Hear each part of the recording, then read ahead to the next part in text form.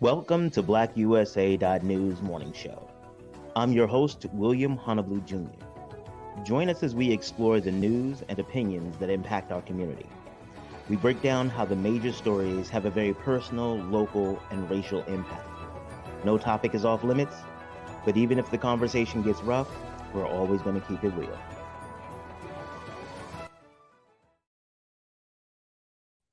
Greetings and salutations, all my friends out there in internet land. I am William Honolulu Jr., and I have the privilege, nay, the honor of serving as the host of the BlackUSA.news morning show. Today, I'm happy when I get to talk about stuff like Breadcoin. Breadcoin is an organization that takes your donations and puts the value toward the bread coins that they mint. They mint these coins themselves. They have total control over its inventory. Those coins are distributed among an existing network of individuals who already work with the community, who already know who the people are who are in need of help and services and assistance. And what they do is they give these people the coins, and they can go to the participating restaurants and caterers, and they can get their food, and nobody knows why. A lot of times we require people to look homeless enough or to seem like they are in need before we feel the need to help them. That is not the way that it should be. And I am really grateful that we get to partner with an organization that allows people, and she not just allows them, but really wants them to maintain their dignity as they are navigating through spaces. 3 months and National Stop Smoking Day. Smoking actually has a very significant and negative impact on the Black community. So if you know somebody who smokes, or if you smoke, really give consideration to quitting today, or at least toning it down. You know, sometimes let's start with progress instead of perfection. All right. And being a resident of Maryland, I would be highly remiss if I did not say big ups to National Crab Day. I am not a partaker, as I have shellfish allergies and will be dead. Don't. I feel like I shouldn't have told you all that. Hold on, let me see. I got to think of something. Give me a second. Because that might be like I'm asking for an assassination attempt. That you all know what else is going on. My technology went off again. You know how things go. So we almost had like a series of shows without technology difficulties. You know how like when you work in a factory, they have how many days without accident? So we was up to like what, 3 or 4 days, and now we back here. So but it was a good try. Like, we've gotten further, right? So now we're going to be in with, you know, our next target, 6 days, no tech issues. Or maybe just another show, no tech issues. But we already had tech issues, so I'm gonna stop talking about that, because it's gonna put this on the list for my therapist for the next week. It's one of those things, like the anxiety and stuff. Like, oh no, I made a mistake. Okay. I got to say a big shout out to the super producer, Kyle Crazy Horse Morgan. So actually what you all don't know is that he's exceptionally helpful. Like, you saw that little breathing exercise I did just now to calm myself. He helped me with that. He spent his entire career working with mentally and emotionally disturbed children. Wait a minute. I don't know if that's a flex. Well, no, it actually does fit, because, you know, I'm therapy meds and stuff, but it's okay. It's okay. Yesterday, we had an opportunity to talk to Jennifer Hubbard about what it's like to be a Black woman. And that was an incredible conversation. And she shared what it felt like to not often have the support of others. And she talked about what it was like to not have a strong male role model in her life, and how she believes that it kind of led her to some dating challenges and poor marital choices. And so it was a really great conversation. And if you didn't get a chance to check it out, please go back through and treat yourself. It is part of our month of Black women. And today we are going to continue that. I have an opportunity to bring to you all one of the dope women I know. I told y'all, I know dope women, don't I? I do. It's amazing. I like to believe it's because I'm a dope dude and they like, oh, we want to hang with a dope dude. Or it could just be happenstance. I don't know. I'm going to follow the story in my head that makes me feel the best, though. I'm just going to tell you that. I have a Black woman here with me. One of my favorites. We got some time in the game, but we're not going to talk about how much time in the game we got, because, you know, I'll put it this way. I've earned all of my grades. So that's it. Lillet Williams. Lillet, welcome to the show. Thank you for having me. All And I right, got so my share of grades too. So so I have to make sure I read my show notes because Crazy Horse is giving me some real productive feedback. So one of the things is, just, especially when I know a guest, I tend to jump in and just start talking like everybody else has known us for X number of years. So I'm going to not do that this time. I'm going to be a good show host, a professional show host at this point, and I'm going to give you the floor because I got to make sure my tech is right. Okay, there we go. There you go. Give you the floor and tell the people a little bit about you. Introduce yourself. my name is Lillet Williams. I am a Black woman, born and raised in DC, currently living in Maryland. Um, Educated here and lived here in Maryland my entire most of my childhood and adult life. Um, Working, climbing the corporate ladder. Mm-hmm. I have a son. Mm-hmm. He's now 20 years old. So Wow. I've raised a Black man successfully in these streets here. Not that we were in the streets or in the hood, but definitely the suburban mom did not have the minivan or anything, but was definitely the suburban mom going to every sport and activity under the sun with him. And that's kind of me in a nutshell, sorority girl and doing what I try to do. Okay. So I'm going to start you off the way that we've started off this entire series, okay? Imagine an alien comes to Earth. Like they've seen all these rockets and satellites going up and they're like, hey, what's happening down here? And so they come on, they see all these different type of people. And one of the groups they realize is this group called the Black Woman. And they choose you. So Lillet Williams, come here. Help us understand or describe what it's like to be a Black woman. What would you tell the aliens? So assuming that, we could translate from the ones and zeros. That's what I'm assuming. Honestly, it depends on where you are. Okay. Talk about that. Because the whole geographic and regional cultures of everything is different for Black women. There's a universal understanding of certain things, but it still is different. Growing up in DC, and I know you know this, we both had our formative years in Baltimore. Just a 30-mile difference is a whole different world. From even when it comes down to the basics of hair. Okay. The braids are different. The weaves are different. The naturals are different. Back in the 80s and 90s, the music was vastly different. Yeah. And the two did not mix very well, and it caused problems. And as a Black woman or a Black girl, it was like you got to pick a side.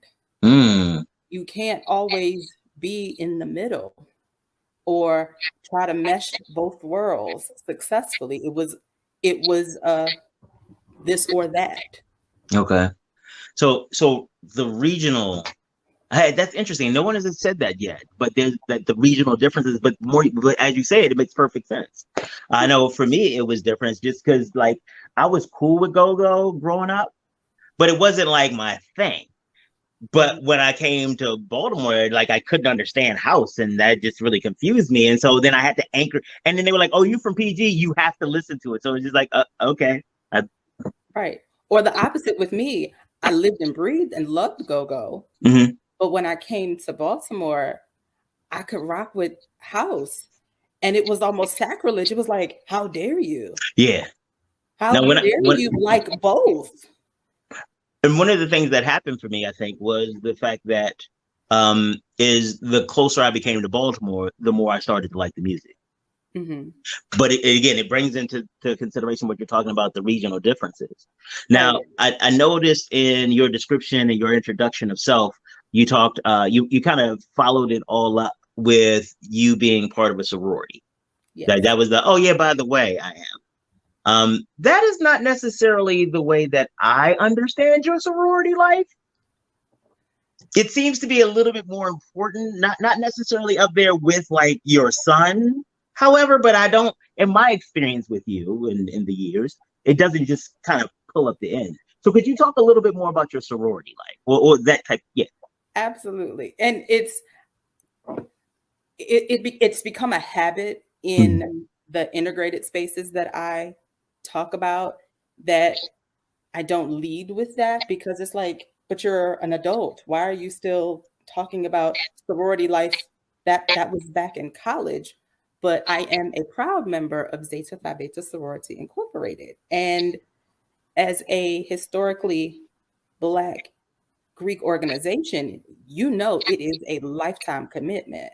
Mhm. I am actually very active. I'm currently my chapter president, and it is a way of life. It is so much so, yes, my son, like when I say, hey, I'm going to, we're going to go hang out with your aunties, he'll ask, aunties or Zeta aunties? He knows the difference. Right. He absolutely understands the difference. And my niece is a member of my sorority. One of my sisters is a member of a different sorority. My mother was, my aunts were, it is a level of prestige in a Black woman's life and a rite of passage to go to college, join your, referenced sorority, and be active and make a difference and be with like-minded other Black women to help each other pursue life. Okay. Like, it's not even it is about community service based and learning, but it's also literally a way of life. It is our support system with each other.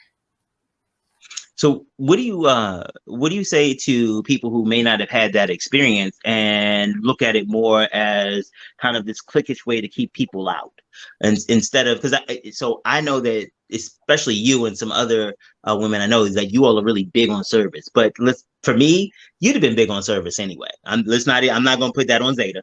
Yeah, that you found your way to deliver through Zeta. So, but that's what I'm saying. So for some other people, they don't even see that side of it. It seems like a lot of it is like, oh, it's a way to screen us out because I didn't, or because you got to know somebody, and all of these myths and things like that. Talk a little bit about how what your experience is, because you have so many connections. This is a way of life for you intergenerationally at this point. So, so you can provide a perspective that maybe somebody who's never had that experience may be able to learn from. Again, it comes almost down to regionality, because that was not the experience I had from the outside looking in.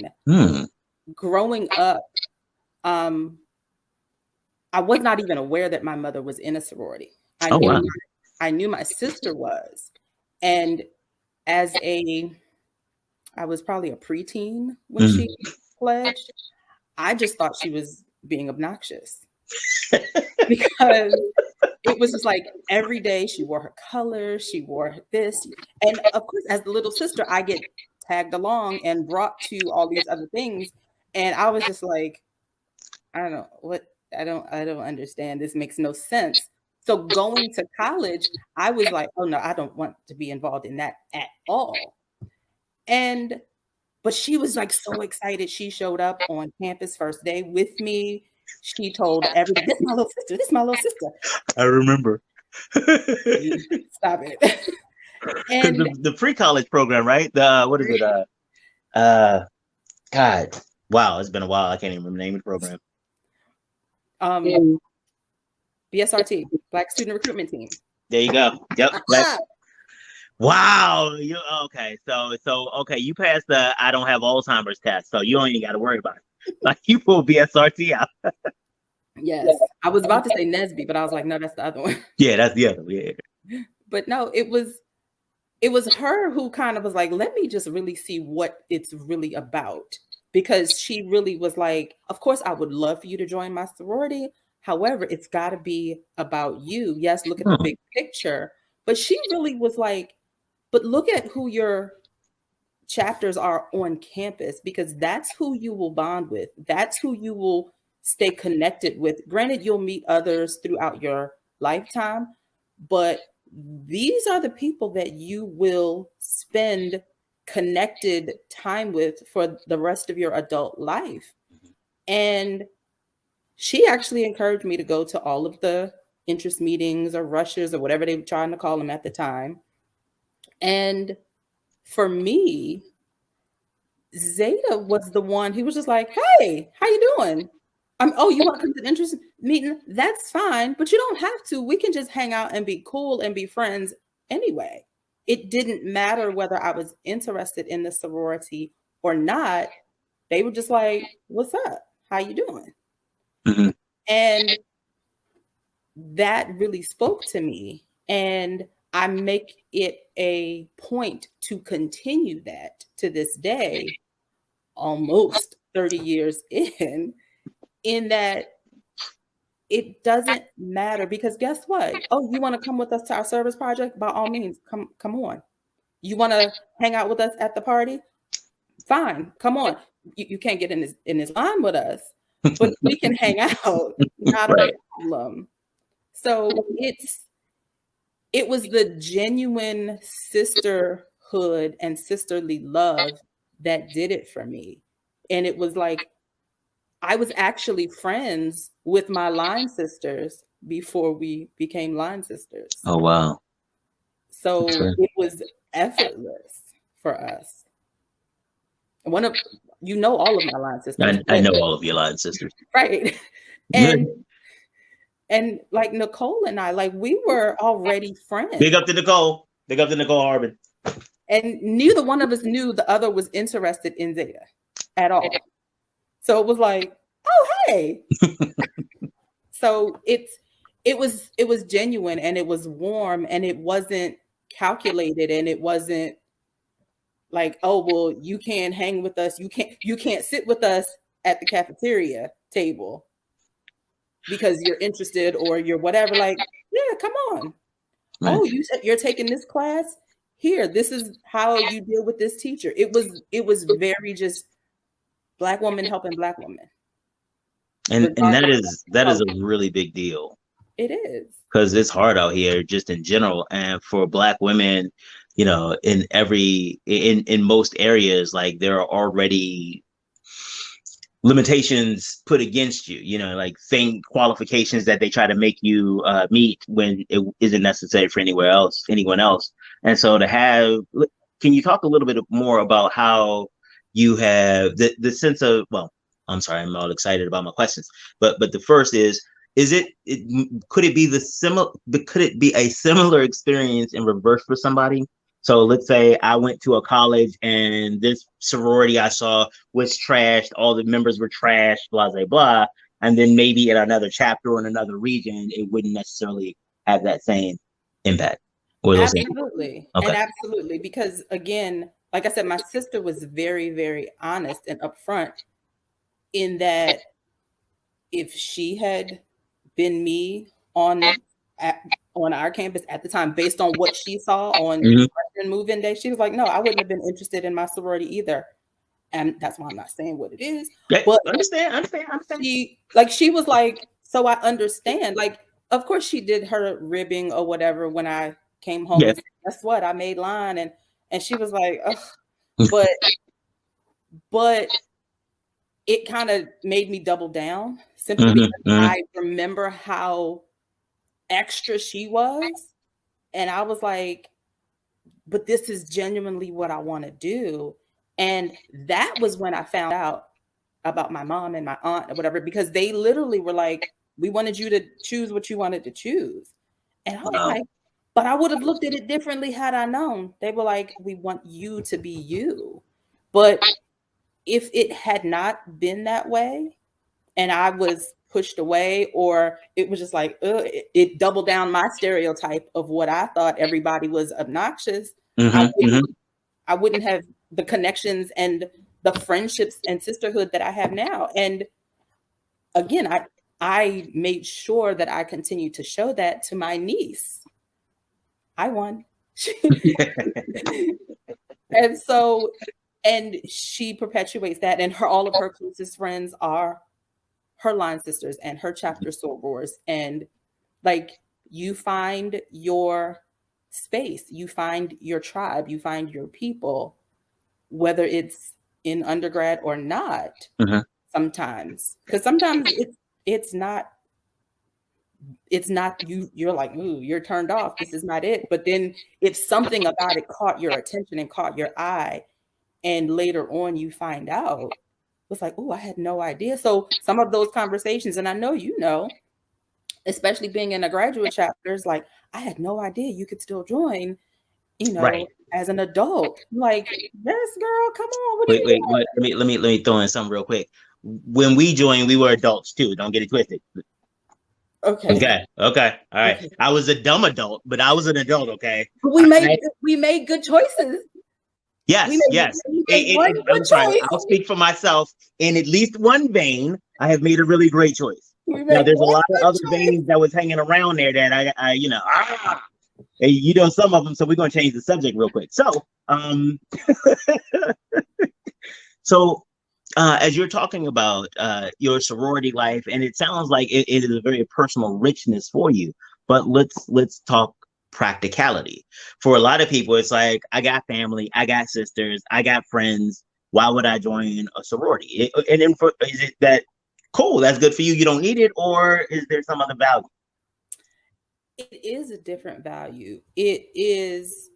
So I was that one. I got 4 sisters. Okay. What why? And all of them older. All of them are older. I'm the youngest, but I did have a different experience. Technically, they're my half sisters. That's right.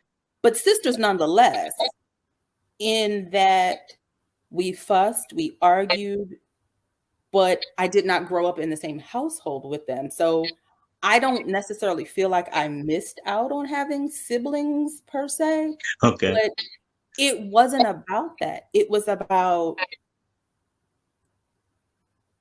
it was about friendship. It wasn't about paid friendships. Because like I said, I was actually friends with all of my line sisters prior to us joining the organization. It was about, this is how we're coming together to do the things that we all want to do as adults. It was like, okay, this is like a maturing process, almost like a rite of passage, because I guess you could say, especially at that point in the late 80s, early 90s, we all saw School Days. We all thought it was what you were supposed to do. And that's, on the one hand, that's the good thing. We were all kind of raised in that you're going to college. It never occurred to most of us to not go to college. And for us, that was a part of college, between School Days and a different world. This is what life is supposed to be. This is what you do as a passage to Black adulthood. Because look at all of the adults and the heroes in our lives, and you find out, oh, they were in this organization, they were in that, they were in this, they were in that. This is what we were all taught and raised to be and to strive for.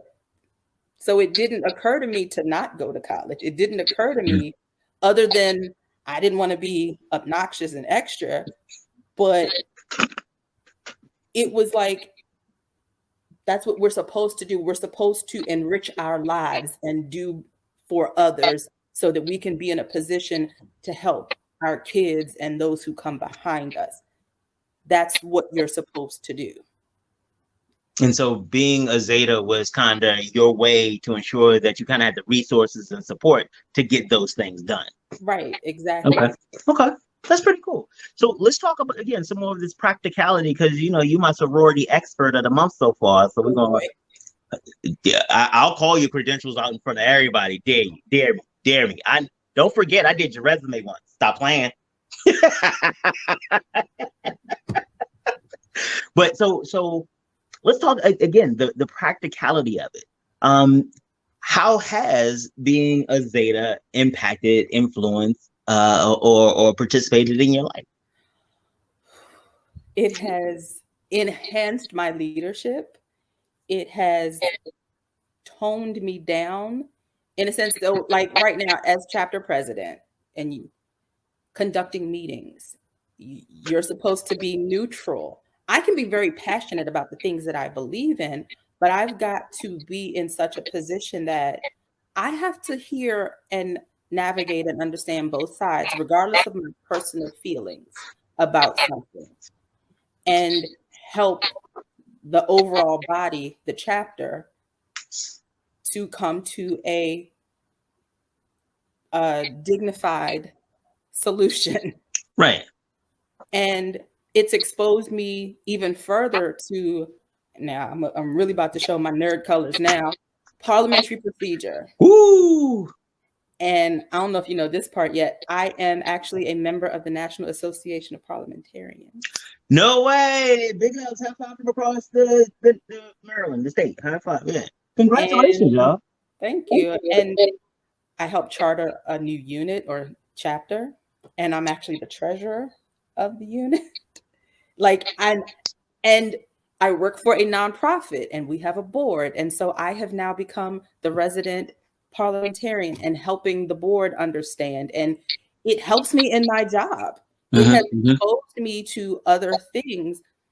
Even in mom world, I was the president of my son's Music Boosters, which is a nonprofit organization. And we had to raise money, and we had to do the bylaws, and we had to navigate monies and send the kids to Florida to perform. Like it has helped me take leadership and making sure to navigate these spaces, not just for myself, but for my kid and my family, helping to understand, to read legal documents and not always having to call you, knowing what it is that I'm reading and understanding and knowing how to navigate and knowing who to vote for the school board seats and things of that nature, and following the processes and procedures and explaining it to my son.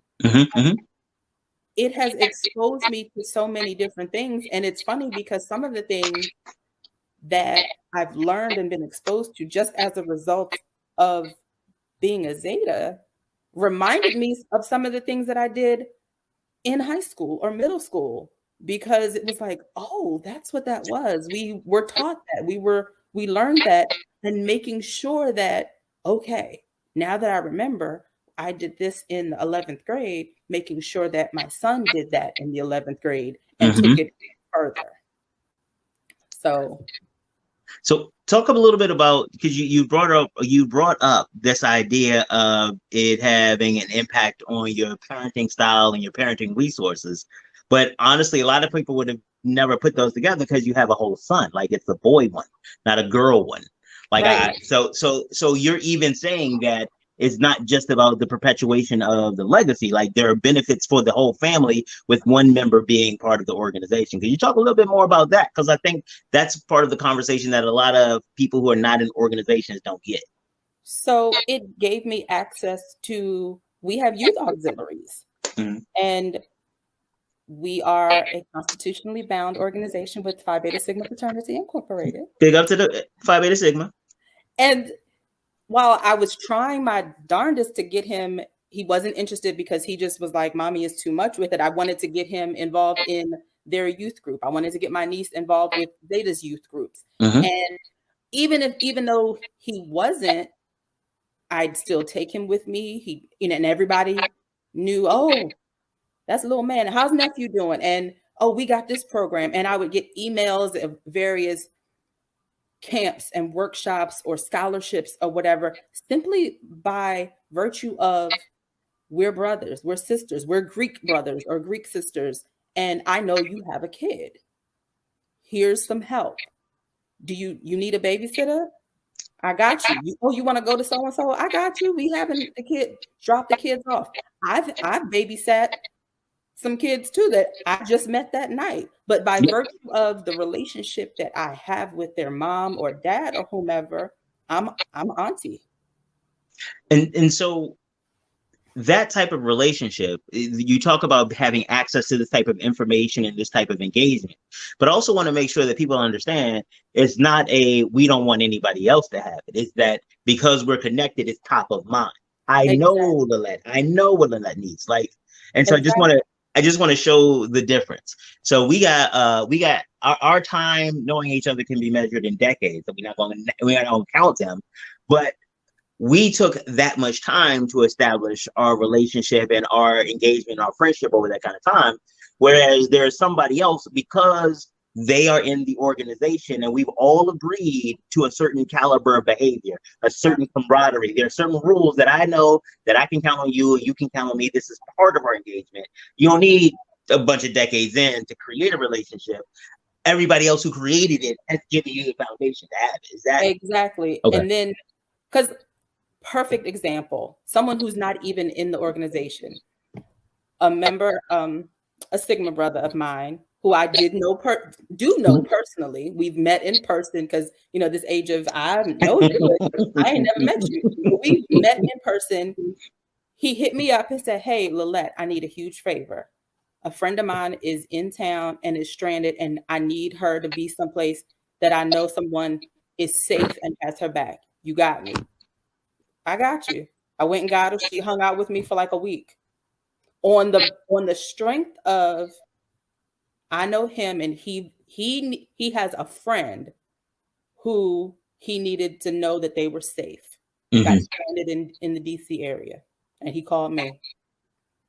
And one of the other things I want to make sure that people understand is that it is not just the fact that he happened to be intake in an organization. It really comes back to the fact that there are these mutuality of rules. There is, because you know, if he is willing to call you and to ask you for that favor, you know, because of the mutuality of the environment, that he's already screened that person, that you are going to be safe. Exactly. Because there's that level of expectation, that level of understanding. Lillet, you got her, I got you. Right. Can we cool? I appreciate you. He was like, I'll do it. I'm like, on the strength of the fact that it's you, and I had a friendship with him.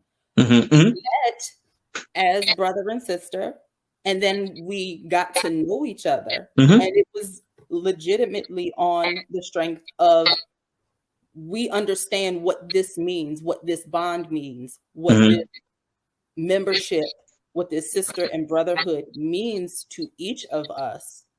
And therefore, someone that you trust enough to send my way, and I will trust enough to take care of them. That is what it is. Right. So as we are thinking about, so somebody who's not in an organization, and they are looking to try to figure out if that's even something for them, because, you know, there's the Mason people, and then all of them look the same, except you all have what color that somebody else doesn't. Like, is this like the Green Lantern Corps or like what? So it just all seems weird and whatever. What, aside from this connectivity that you talk about, are there any other, like, this money, can somebody make some money, get new jobs or something like that? And because I'm trying to be polite about it and subtle, but you know I don't do subtle. I gave you 2 times for me to be subtle. 2 times, you know, that's 3 more times than I normally give. Okay, it'll be on my show, so I'm trying to be professional, but you ain't letting me. Okay, all right. So I got an interview on the strength that I had Zeta on my resume. Wow. The hiring person was a Kappa. He told me straight out, I didn't even really read your resume. I saw it was in blue ink, because that's how obnoxious I am. I have turned into my sister, just on a different level. My resume is in blue ink. And so it stood out, and he looked, yep, there's Zeta, okay. And he gave me an interview. And he was a Kappa. We don't have that constitutional bond or whatever, but we are all a part of the Divine Nine. And there's that level of understanding of expectation. We are here to work and support each other as Black college educated people. We have a platform that we can help each other or others. Okay, so you did bring up school days, and now you're talking about helping people as a platform. So we got to go to the scene outside. Was it the Burger King? scene outside the Burger King when the brothers KFC. I knew it had something to do with chicken because I was offended at the time. No, I didn't know it was something to do with chicken. I apologize. Anyway, that conversation about what are you all doing for real people? Like, this is all about you, because I know there have been, I'll speak for myself. I know that I have some brothers that are not the most, the greatest brothers around. A big A5, but you ain't shit. So there are a couple of them. And so some of them, this is who they may have run into, maybe a soror of yours, or had that kind of experience. And the thing is to remember is that these are still real people with real lives on a regular day. And even that moment you catch them may not be representative of not just the organization, but maybe not even of them. So what do you say to somebody who's like, oh, when I was in undergrad, all of them, blah, blah, blah, whatever the sorority is, was like that, or fraternity. Or, when I grew up, Miss what's it called, it was a this or that, and I hated her and she was always mean. What do you say to that? Or do you say anything? I mean, people are people first and foremost.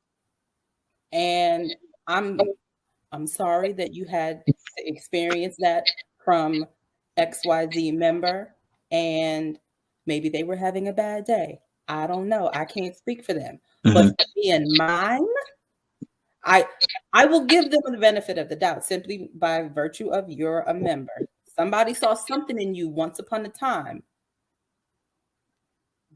But we all stray. We all are not always perfect in anything that we do. There are some days that I'm not the best employee.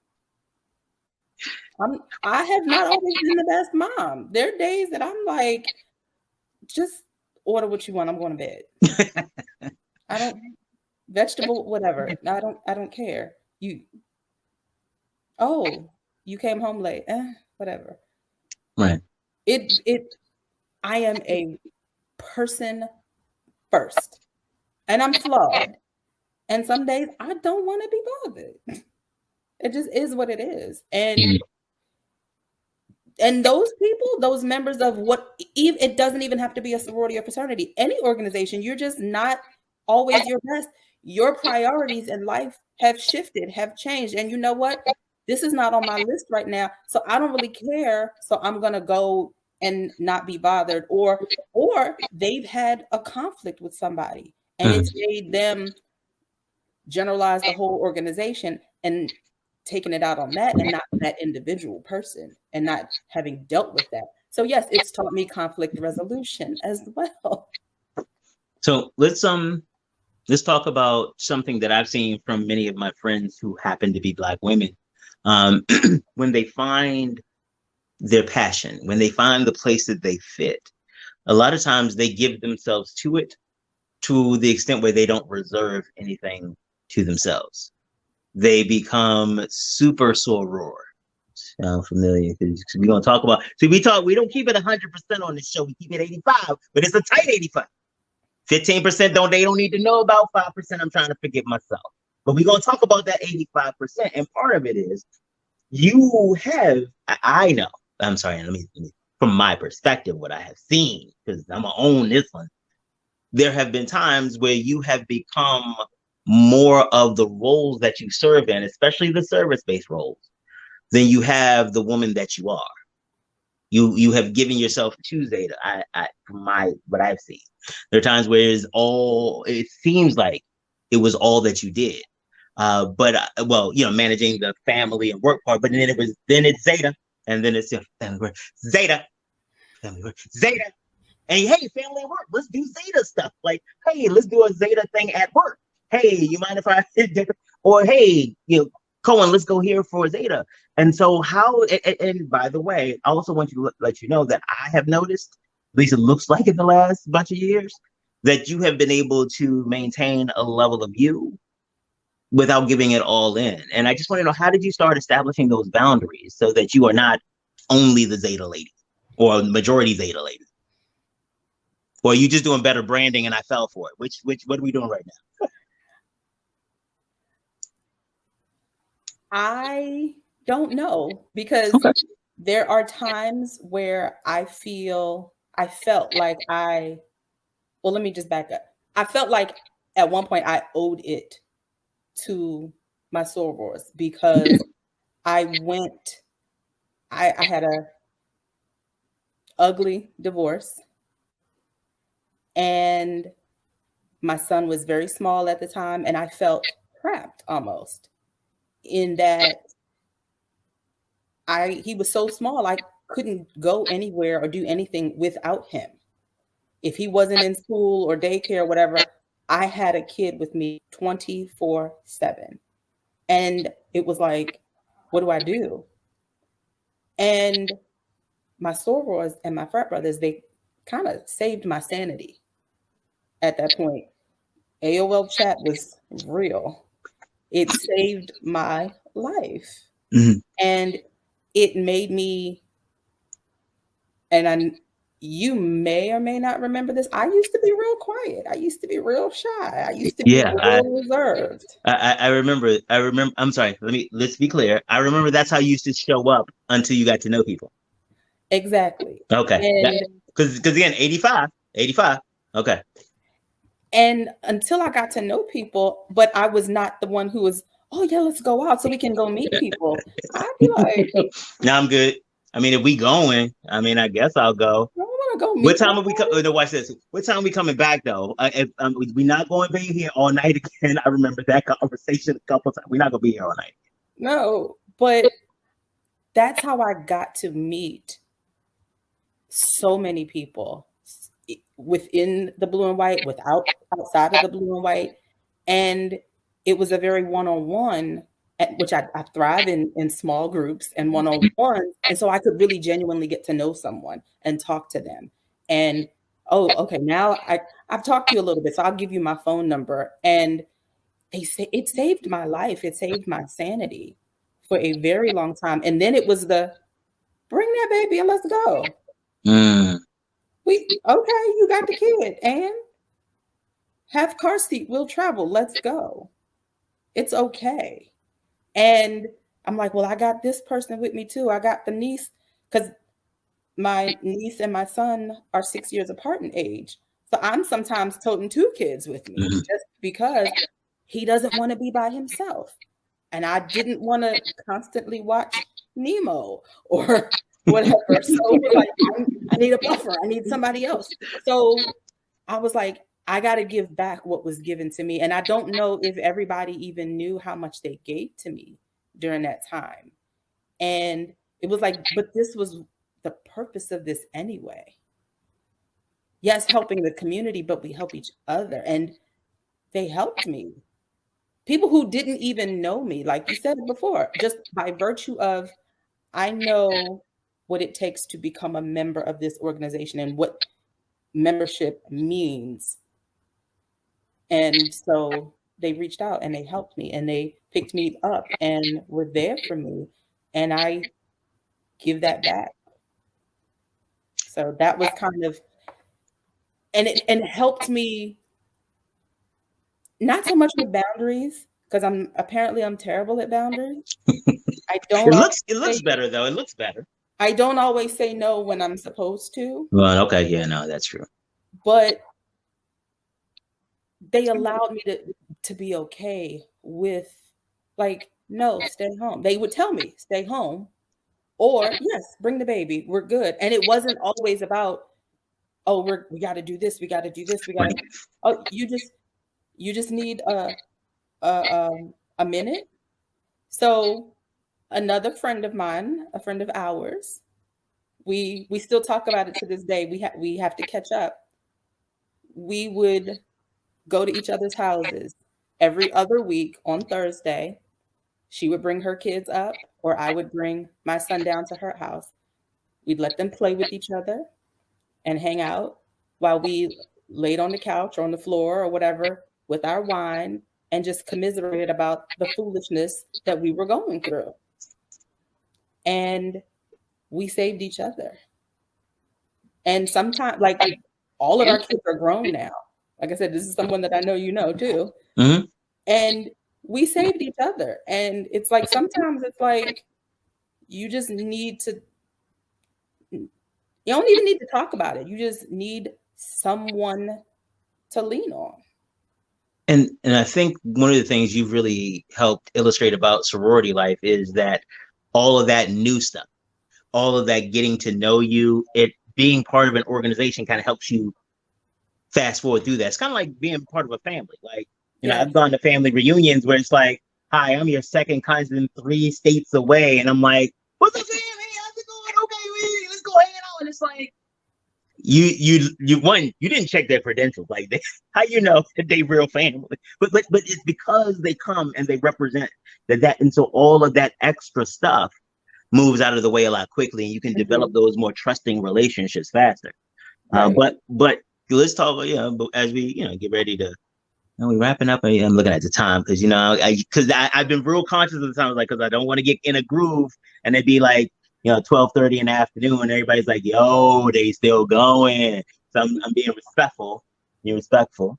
But what do you do as you are navigating, not you, but if somebody else was navigating the outside of it, because there are certain limitations to becoming parts of some of our organizations, whether it's, college attendance. For some people, it is they don't know anybody to hook up with to get there, nominate them in. And for some of them, it may be financial.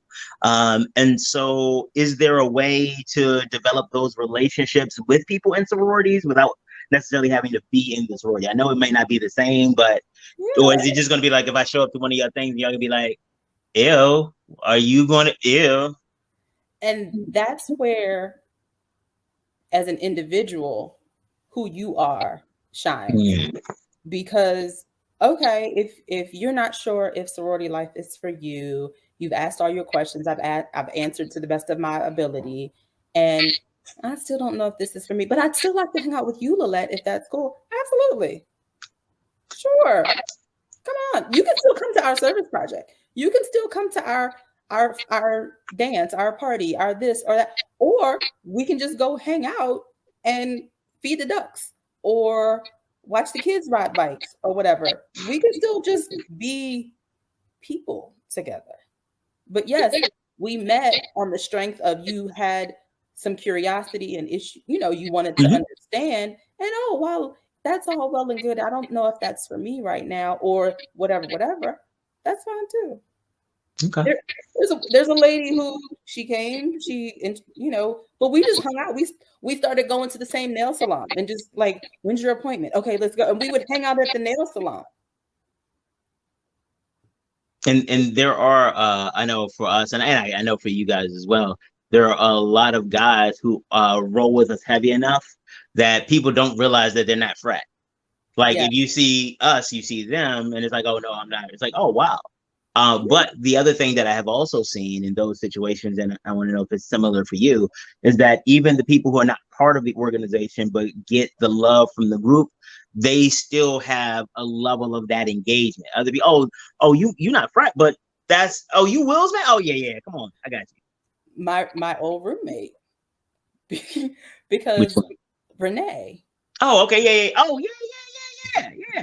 Because me, her, and my line sister, we all were roommates my senior year. I actually met Renee randomly, and we just remained friends. And then come to find out, she and my line sister were roommates. So then it was like, oh, okay, well, we need a third. Okay. And she hung out with us so much that everybody, even my ex-mother-in-law, thought that she was. She's like, well, isn't she your line sister? No, ma'am. She's not. But thanks. But it's funny because like she and I are still really good friends, and I'm her emergency contact. She tells people we're sisters, and I'm like, okay. So, but no, she's not a member of any other sorority. She was interested in another one, but it just never came to fruition, but she still hangs out with us all the time. So, yeah. That's cool. You have been exceptionally enlightening today. Like, they got knowledges and stuff. That's crazy. I am so grateful to you as always, not just for being on the show today, but for the counting in decades, years of friendship, and also just being a dope ass Black woman. Yeah, I am grateful to have you as part of my life. So Thank thank you. you. All right, let's see.